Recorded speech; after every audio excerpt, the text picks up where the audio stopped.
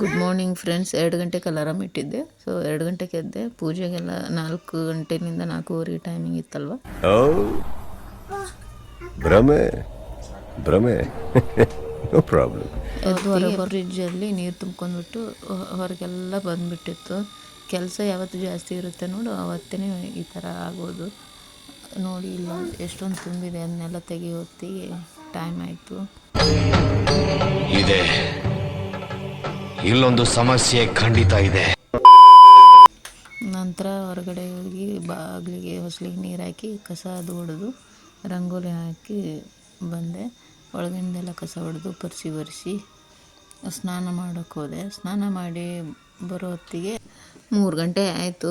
ಆಮೇಲೆ ನಾವು ಲಕ್ಷ್ಮೀ ಸ್ವರೂಪ ಅಂತೆ ವ್ರತ ಮಾಡೋರೆಲ್ಲ. ಸೊ ಹಾಗಾಗಿ ಸೀರೆಯನ್ನು ಹಾಕ್ಕೊಂಡು ಮತ್ತು ಒಡವೆ ಎಲ್ಲ ಹಾಕ್ಕೋಬೇಕು ಅಂತೆ. ಬಳೆ ಮತ್ತು ಸರವನ್ನೆಲ್ಲ ಹಾಕ್ಕೊಂಡು ರೆಡಿಯಾಗಿ ಹೋಗೊತ್ತಿಗೆ 3:20 ಆಯಿತು. ಅಷ್ಟರೊಳಗೆ ನನ್ನ ಮಗ ಎದ್ದು ಹಾಜರಾದರು. ನಿನ್ಗೆ ಯಾಕೆ ಇಷ್ಟು ದ್ವೇಷ? ನಾನು ಏನು ತಪ್ಪು ಮಾಡಿದ್ದೀನಿ? ನಾನೇನಯ್ಯ ತಪ್ಪು ಮಾಡಿದೆ? ನಾನು ಎಲ್ಲಿ ತಪ್ಪು ಮಾಡಿದೆ? ಯಾವಾಗಲೂ ನೋಡ್ರಿ, ಏನಾದರೂ ಪೂಜೆ ಈ ಥರ ಇರಬೇಕಾದ್ರೆ ಮಕ್ಕಳು ಎದ್ದು ಕಾಡ್ತವೆ. ಅದು ಬೇಕಂತಾಗುತ್ತೋ ಏನು ಇನ್ಸಿಡೆಂಟೋ ಗೊತ್ತಿಲ್ಲ. ನಾ ಯಾವಾಗ ಪೂಜೆ ಮಾಡ್ತಿರ್ತೀನಿ ಅವಾಗೆಲ್ಲ ನನ್ನ ಮಗ ಎದ್ದು ಒಂದು ಸ್ವಲ್ಪ ಡಿಸ್ಟರ್ಬ್ ಮಾಡಿಬಿಟ್ಟೆ ಆಮೇಲೆ ಮಲ್ಗೋದವನು. ಈ ಥರನೇ ಆಗುತ್ತೆ ನನಗೆ.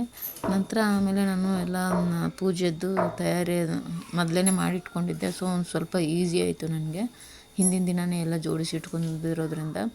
ಆಮೇಲೆ ಈ ಥರ ಜಗಲಿ ಮೇಲಿನೆಲ್ಲ ದೇವ್ರನ್ನ ತೆಗೆದ್ಬಿಟ್ಟು ತೊಳೆದು ಆಮೇಲೆ ಮೊದಲಿಗೆ ವ್ರತದ ದಾರನ ಕಟ್ಟಿಸ್ಕೊಟ್ಟೆ ನಾನು ನಮ್ಮ ಅತ್ತೆ ಹತ್ರ.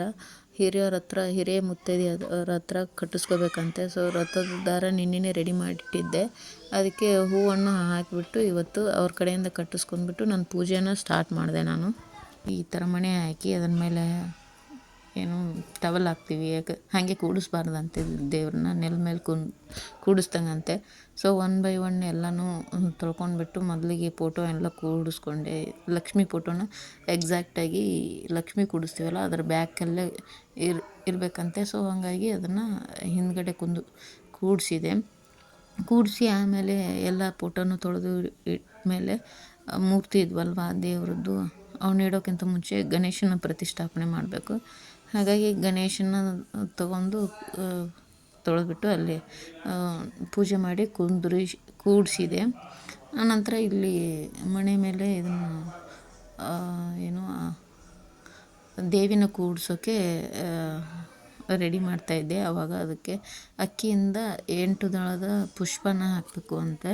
ಸೊ ಹಂಗಾಗಿ ಮುಂಚೆ ಎಲ್ಲ ರಂಗೋಲಿಯಿಂದ ಹಾಕ್ತಿದ್ದೆ. ನನಗೂ ಹೇಳಿಂದ ನಾನು ಇವಾಗ 2 ವರ್ಷದಿಂದ ಆಯಿತು ಈ ಥರ ಅಕ್ಕಿ ಹಿಟ್ಟಿಂದ 8 ದಳದ ಪುಷ್ಪನ ಹಾಕ್ಕೊಂಡ್ಬಿಟ್ಟು ಅದ್ರ ಮೇಲೆ ಬಾಳೆ ಎಲೆನ ಹಾಕಿ, ಅದು ಏನು ಬಾಳೆ ಎಲೆದು ತುದಿ ಇರ್ತದಲ್ವ, ಕುಡಿ ಅಂತಾರಲ್ವ, ಅದು ಕುಡಿ ದೇವಿಯ ಬಲಭಾಗಕ್ಕೆ ಬರಬೇಕಂತೆ. ಆ ಥರ ಹಾಕಿಬಿಟ್ಟು ಅದ್ರ ಮೇಲೆ ಒಂದು ಅರ್ಧ ಗ್ಲಾಸ್ನಷ್ಟು ಅಕ್ಕಿ ಹಾಕಿ ಅದ್ರ ಮೇಲೆ ಕೊಡವನ್ನು ಕುಂದಿರ್ಸ್ಕೋಬೇಕು. ಸೊ ಕೊಡಕ್ಕೆ ಒಂದು ಫುಲ್ ನೀರು ತುಂಬಿಸ್ಕೊಂಡ್ಬಿಟ್ಟು ಅದನ್ನ ಇದ್ರ ಮೇಲೆ ಕೂಡಿಸ್ಕೊಂಡು ಗಂಗಾದೇವಿನ ಆವಾಹನ ಮಾಡಿ ಪೂಜೆ ಮಾಡಬೇಕು ಅಂತ.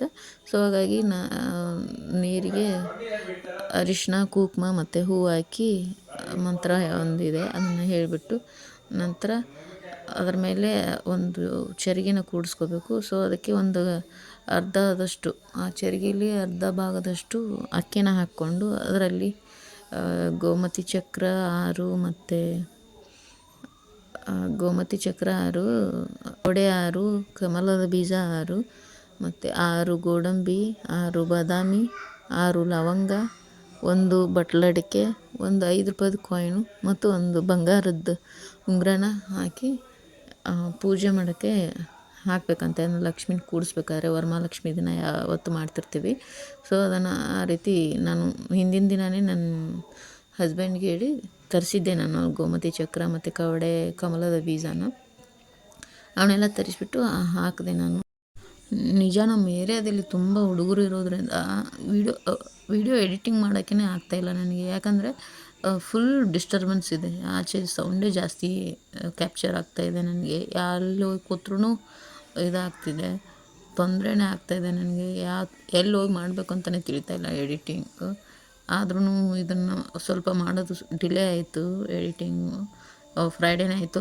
ಮಾರನೇ ದಿನ ಮತ್ತೆ ನಾನು ಒಂದು ಫಂಕ್ಷನ್ ಇತ್ತು, ಸೊ ಹಾಗಾಗಿ ಹುಣ್ಣಿಮೆ ಬೇರೆ ಇತ್ತಲ್ವ, ಫಂಕ್ಷನ್ಗೆ ಹೋದೆ ನಾನು.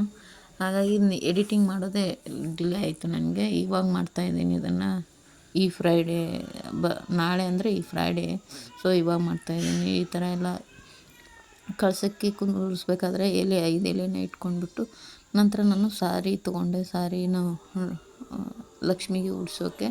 ಸೊ ಅದನ್ನೆಲ್ಲ ಹಿಂಗೆ ಕಟ್ಕೊಂಡ್ಬಿಟ್ಟು ಒಂದೊಂದಾಗಿ ಟೈಮ್ ನೋಡ್ತಾಯಿದ್ದೀನಿ, ಹಂಗೆ ಓಡ್ತಾನೇ ಇದೆ ಟೈಮು. ಇಲ್ಲಿ ನಾನು ಅಷ್ಟರೊಳಗೆ ಕೂಡ್ಸೋಕ್ಕಾಗುತ್ತೆ ಇಲ್ಲ ಅಂದ್ಕೊಂಡೆ. ಅಂದ್ಬಿಟ್ರೆ ಮತ್ತೆ 11 ಗಂಟೆ ಇತ್ತು, ಅಲ್ಲಿವರೆಗೂ ವೇಟ್ ಮಾಡಬೇಕಿತ್ತಲ್ವ ಕಳಸನ ಕೂಡ್ಸೋಕ್ಕೆ.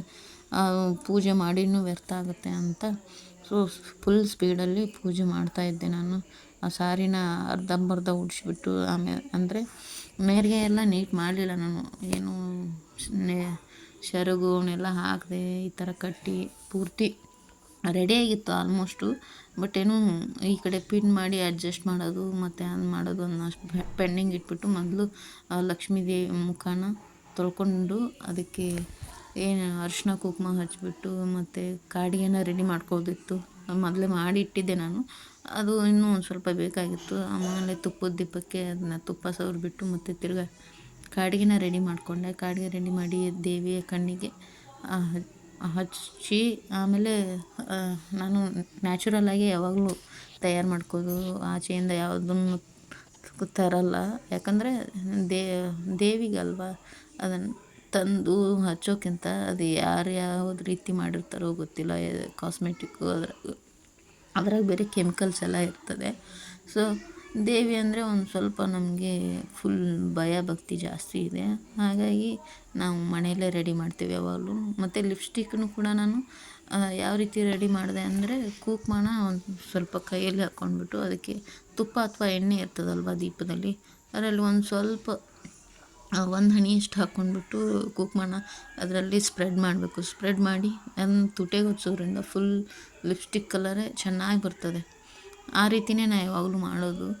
ಆ ಥರ ಮಾಡಿ ನಾನು ಲಕ್ಷ್ಮಿನ ತಯಾರು ಮಾಡಿಕೊಂಡು 2 ನಿಮಿಷ ಇತ್ತು ಅಷ್ಟೊತ್ತಿಗೆ ನಾನು ಆ ದೇವಿನ ಕಳಸದ ಮೇಲೆ ಕೂಡಿಸಿ ಆಮೇಲೆ ಅಲಂಕಾರ ಮಾಡ್ತಾಯಿದ್ದೆ ನಾನು. ಅಲಂಕಾರ ಮಾಡೋಕ್ಕಿಂತ ಮುಂಚೆ ತಾಳಿ, ಕಾಲು ಉಂಗುರ ಮತ್ತು ಬಳೆನ ಮೊದಲಿಗೆ ಇಡಬೇಕಿತ್ತಲ್ವ, ಸೊ ಅದನ್ನೆಲ್ಲ ಹಾಕಿಬಿಟ್ಟು ಆಮೇಲೆ ಉಳಿದಿರೋ ಅಲಂಕಾರನ ಸ್ಟಾರ್ಟ್ ಮಾಡಿಕೊಂಡೆ ನಾನು.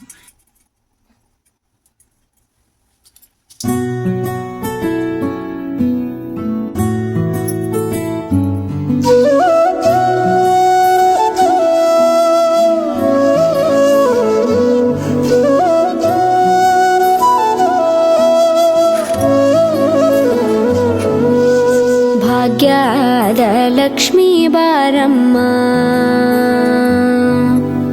ಭಾಗ್ಯದ ಲಕ್ಷ್ಮೀ ಬಾರಮ್ಮ, ನಮ್ಮಮ್ಮನಿ ಸೌಭಾಗ್ಯದ ಲಕ್ಷ್ಮೀ ಬಾರಮ್ಮ, ನಮ್ಮಮ್ಮನಿ ಸೌಭಾಗ್ಯದ ಲಕ್ಷ್ಮೀ ಬಾರಮ್ಮ, ನಮ್ಮಮ್ಮನಿ ಸೌಭಾಗ್ಯದ ಲಕ್ಷ್ಮೀ ಬಾರಮ್ಮ, ನಮ್ಮಮ್ಮನಿ ಸೌಭಾಗ್ಯದ ಲಕ್ಷ್ಮೀ ಬಾರಮ್ಮ, ನಮ್ಮಮ್ಮನಿ ಸೌಭಾಗ್ಯದ ಲಕ್ಷ್ಮೀ ಬಾರಮ್ಮ, ನಮ್ಮಮ್ಮನಿ ಸೌಭಾಗ್ಯದ ಲಕ್ಷ್ಮೀ ಬಾರಮ್ಮ.